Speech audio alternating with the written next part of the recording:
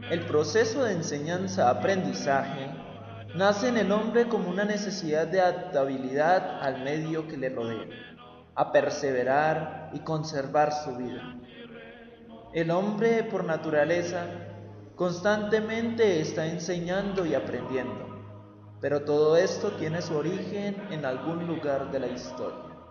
El día de hoy, permítete junto con nosotros hacer un corto recorrido histórico en el que analizaremos las causas y consecuencias de la calidad en la educación, tanto de tipo positivo como negativo, para que así lleguemos a la actualidad y veamos cuál es la situación que se nos presenta en la educación.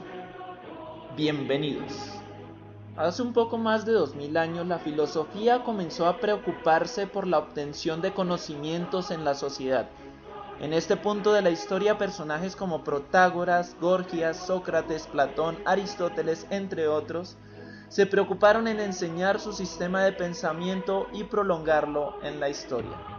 Ahora bien, si avanzamos un poco más por la historia, encontramos ahora la época medieval. Personajes como San Anselmo y San Agustín de Hipona empiezan a establecer ya un esquema que se tiene que aprender en clase. Adelantándonos un poquito más, ahora nos encontramos con la escolástica. En la escolástica empiezan a fundarse las primeras universidades, más o menos en el siglo IV después de Cristo, con Constantino II. Pero eran muy limitados los saberes que se aprendían en estas universidades. Dentro de ellos se encuentra gramática, retórica y aritmética. Ya vemos una crisis aquí de tipo de calidad educacional, pues el maestro era el único que poseía los conocimientos y se los daba a los estudiantes, que eran mal llamados alumnos porque no tenían luz. Y pocamente ellos desarrollaban un proceso cognitivo que les facilitara la crítica sobre el mundo, el hombre y Dios.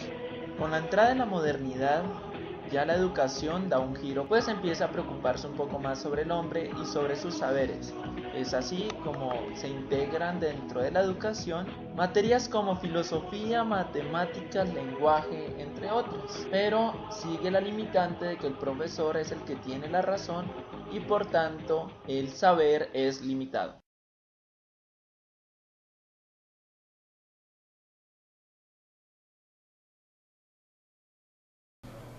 Buenos días, en el día de hoy nos encontramos con la profesora Elizabeth Coy, en la cual le vamos a hacer la siguiente pregunta. Desde su experiencia como docente, ¿cómo cree usted que ha sido la cobertura y la calidad de la educación de Colombia? En la educación en el país, podemos decir que en el siglo XXI se ha mejorado, se han avanzado procesos, no con la velocidad y los resultados que quisiéramos realmente todos los colombianos, pero sí hay que reconocer que ha habido avances. Y uno de esos avances es que las universidades tienen autonomía para decidir sobre su futuro. Para eso tienen la herramienta de proyecto educativo que cada una debe trabajar, diseñar y elaborar con toda la comunidad educativa. Eso es una herramienta muy poderosa porque cada institución educativa decide hasta dónde quiere llegar. Otro elemento que ha favorecido ese desarrollo es el proceso de certificación de las universidades. Cada universidad debe asumir con responsabilidad su calidad, la cobertura, y debe buscar cómo certificarse en todos esos aspectos. Por lo tanto, es una herramienta muy poderosa cuando la asumen con seriedad y responsabilidad. La institución educativa, en cuanto a su calidad, también debe desarrollar procesos que busquen ese mejoramiento de la calidad. Además está frente a la sociedad y la sociedad también poco a poco ha ido asumiendo su papel crítico frente a la educación y la sociedad es en últimas quien certifica que una universidad es muy buena, y tan es así que sabemos de universidades que de un momento a otro han crecido muchísimo. Entonces uno pregunta por qué. Va a ver, se han metido la mano en el bolsillo, han invertido en procesos de calidad, en procesos de infraestructura, y la sociedad los certifica. antes que el gobierno muchas veces. Entonces, yo soy siempre muy optimista frente a la calidad de la educación. No todo lo que uno quisiera que ya estuviese y que toda la cobertura fuese el 100%, no. Porque en el país todavía el proceso de que los estudiantes de todos los estratos lleguen a las universidades es muy complicado, porque no todos pueden acceder a la educación. Tal como se ha ido desarrollando, se ha encarecido, precisamente porque la calidad cuesta. Sí, tener procesos de calidad cuesta. Pero, sin embargo, también hay muchas ayudas de parte de la empresa privada, del ICETEX, de becas. O sea, yo creo que todos estamos asumiendo ese papel de responsabilidad social que tiene la educación y que tiene la empresa privada y que tiene el gobierno frente a todos esos procesos.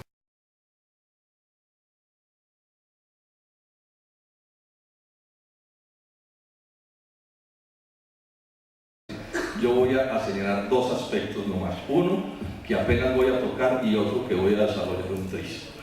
El primero que apenas voy a tocar tiene que ver con esto. No puede haber excelencia académica si las instituciones educativas no garantizan la libertad de cátedra e investigación, a mi juicio. O sea, el mundo del conocimiento, que es finalmente de lo que se trata la educación, de promover de mil maneras el conocimiento, crearlo, transmitirlo, etcétera, en sus más diversas facetas, solo florece de verdad en un ambiente de democracia. Y un ambiente de democracia tiene que incluir la posibilidad de los estudiantes y de los profesores de tener pensamientos diversos.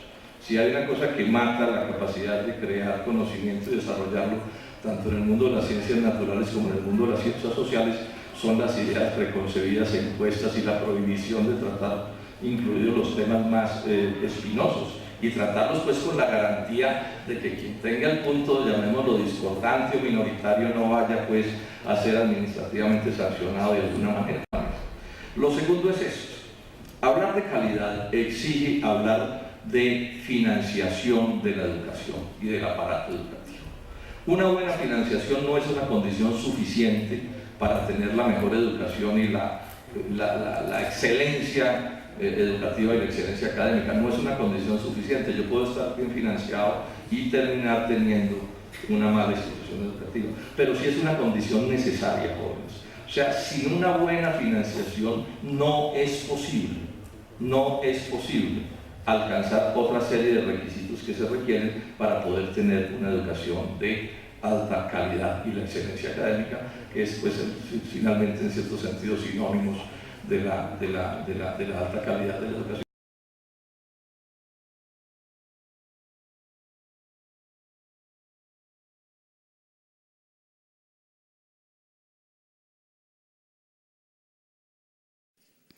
En el momento actual, dice Nietzsche, nuestras escuelas están dominadas por dos corrientes aparentemente contradictorias, pero de acción igualmente destructiva, y cuyos resultados confluyen en definitiva.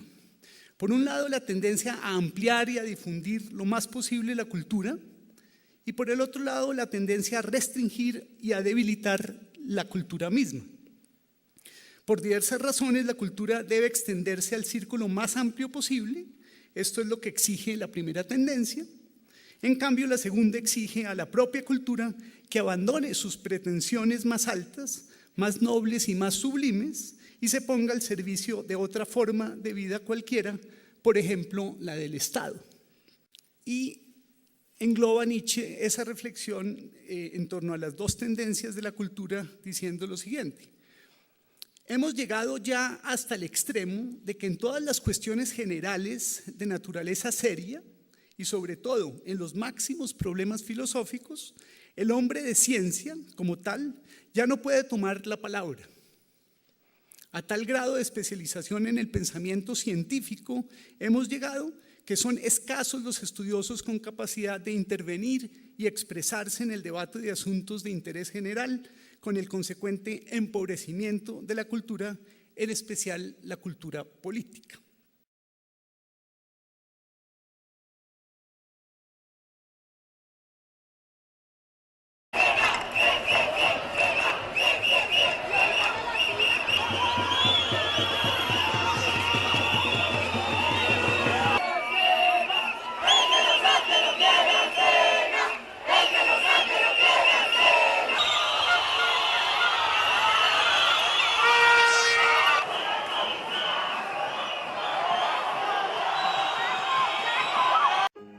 Nach.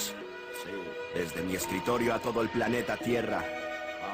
He vuelto a veros en escenarios, en vuestras radios, en vuestros barrios. ¿Qué pasa ahí fuera con esos niños? Con miradas de adultos sin ilusión y sin sueños. El niño quiso conocer y nadie supo responder. El niño no encontró el cariño que él creía merecer. Así comenzó a crecer y a desobedecer, a aparecer frente a su almohada ebrio a cada amanecer. El chico es mediocre al parecer y no destaca. ¿Qué hacer si cada vez más a menudo saca sus dientes y ataca? Si ya no es un chico tranquilo, anda demasiado rápido en el filo y pende de un hilo muy fino. No ve a nadie detrás en su defensa, entonces piensa que 10 golpes por un beso no compensan. Inocente adolescente se siente con todo y se lo dio con más odio, tío. ¿Cómo pretendes que te tome en serio alguien?